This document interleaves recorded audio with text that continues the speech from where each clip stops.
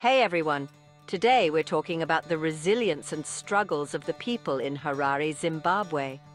In the bustling streets of Harare, the air is thick, not just with the hum of daily life, but with the palpable tension of political unrest.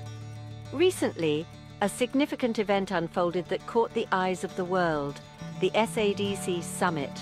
The people of Zimbabwe in Harare province say they will flood the streets in protests on August 17th this year during the SADC Summit in Zimbabwe, demanding the reinstatement of the illegally recalled members of parliament from parliament by ZANU-PF, MPs they voted for on August 24, 2023.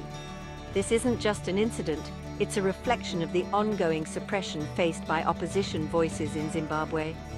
But why should this matter to us?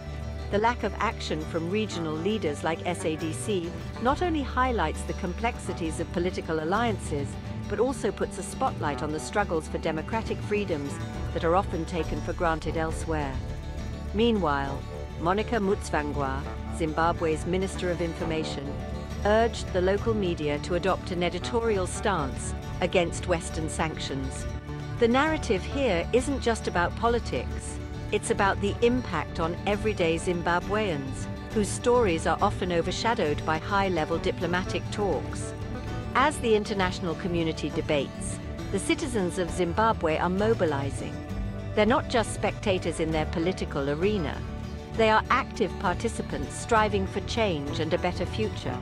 In past rallies, even soldiers were seen being saluted by the crowds, a rare moment of unity and hope in a sea of challenges. So, what can we take away from this? The situation in Zimbabwe is a stark reminder of the power of the people's voice and the essential role of international awareness and solidarity. It's about more than just politics. It's about human rights, freedom, and the collective spirit of a community in pursuit of justice. Thank you for watching. If you're moved by the courage and resilience of the Zimbabwean people, let's keep the conversation going. Spread the word, and let's help amplify their voices. Until next time, stay informed and engaged.